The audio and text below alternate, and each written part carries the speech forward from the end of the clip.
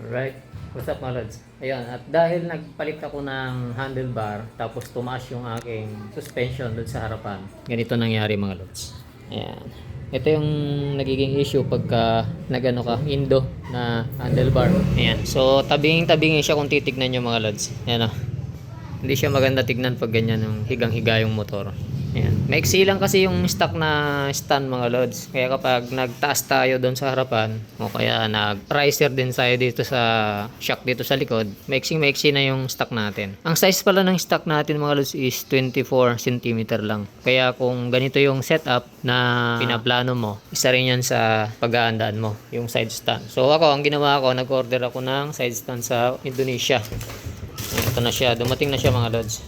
Ito yung mas mahaba compare sa stock. Ang size nito mga lods ay 28 cm. So mas mahaba siya ng 4 cm compare mo dun sa stock. Depende rin sa gusto mo kasi meron din silang 30 cm. Pero para sa akin ito yung pinaka sweet spot na size para sa akin. Ito yung pinaka sweet spot sa naka handlebar ng pang Indo or RCR na handlebar. Yan. Kung titignan nyo dito, mas mahaba siya. Ayan o. Pag pinagpantay nyo, mas mahaba siya. Sinukat ko na yan, 24 cm yung stock, tapos ito 28. So, syempre, aangat yung motor. Ayan. Ano siya, chrome lang mga lods. Parang ano lang to eh. Hindi ganun kakapal na tubo. Ayan siya.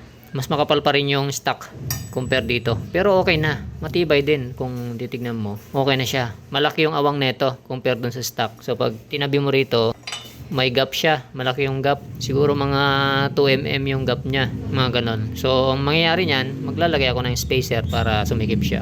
Tapos mga lods, ang in-order ko pala, hindi ko pa sinama yung bolt sa pag-order. Dapat pala sinama ko na yung bolt kasi di ko alam kung sasakto yung bolt natin na stock. So malalaman ko yan mamaya. Kakabit ko to mga lods. Tapos papakita ko sa inyo yung tindigan nito. Kakabit ko muna.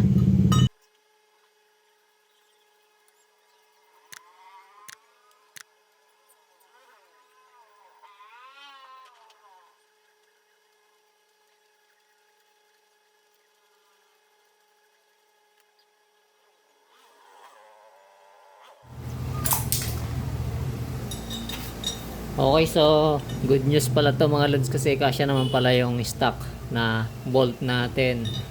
Ayan o. Malaki yung butas dito sa kabila. Tapos may thread yung kabila na maliit. Kagaya nitong bolt na to. Ganun din naman yung sa stock. Ayan o. Ang pinagkaiba lang nila, baliktad yung sa stock. Nasa loob yung malaki butas. Tapos nandito sa harapan yung kanyang thread tsaka nut. Ito baliktad. Ito nandito sa labas yung malaki butas, tapos ang paglalagyan ng thread at saka nut dito sa likod. Kabit na natin to. Yun nga lang, kailangan ko ng spacer dito kasi mas maluwag siya compare mo dun sa stock. Ayun yung difference nila mga lods. Ayun mga ano to, 2mm. So kailangan ko mag spacer ng mga dalawa sigurong washer para maging 2mm, or kahit na isang washer na lang pwede na siguro. Hanapan ko lang ng washer. Siguro gagamitin ko na lang yung mas malalaki yung butas.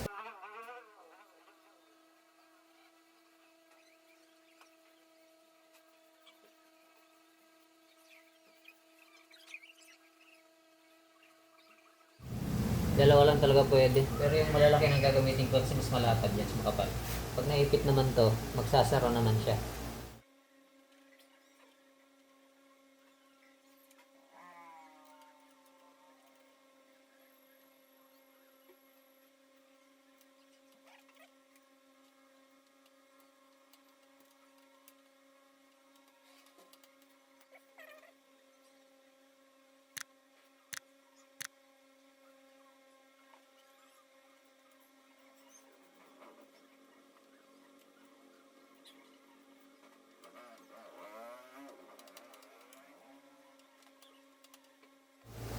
Ayos mga lods, spring na lang ang kulang. Maganda na ito, meron kang tatapakan pag gusto mo na mag side stand. Like dito, mahirap siyang kunin kasi wala siyang ganun. Ito, pwedeng tanggalin tong isa na to kasi alam ko para sa spring din to eh. Universal kasi itong mga lods, pwede sa ibang motor na nandito yung spring sa labas. Eh yung sa atin naman nasa loob, kaya pwede ko nang tanggalin to. Pero saka na lang kung gusto ko siyang i-repaint. Spring na lang ilalagay ko. Stock na lang gagamitin ko mga lods. Pero may kasama talaga tong spring. Ito yung kasama niyang spring mga lods. Mas mahaba ng konti yung stock. Stock pa rin gagamitin ko.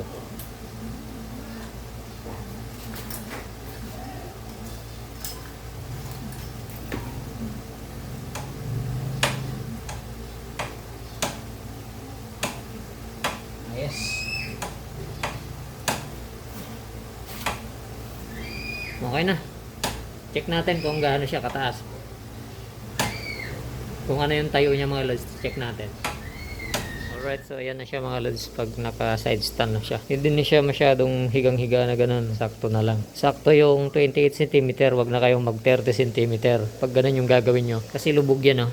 Lubog yung aking, ang tawag dito, inner tube. So lubog na lubog siya, pantay dito sa butterfly. Kaya pag stock ang gagamitin mo, talagang higang-higa siya pagka sinide stand mo. Ito okay na siya. Saktong-sakto na lang yung kanyang klebe. Saktong ganyan lang. Pag yung stock kasi gagamitin nakaganyan, no? Halos parang ano na, konti na lang tutumba na. Yan. Share lang mga lods. Ulitin ko, 28 cm ang kunin mo pag ganito yung setup mo. Ayos na mga lods. Hindi na ako mangangamba na baka tumumba yung motor ko. Yan o.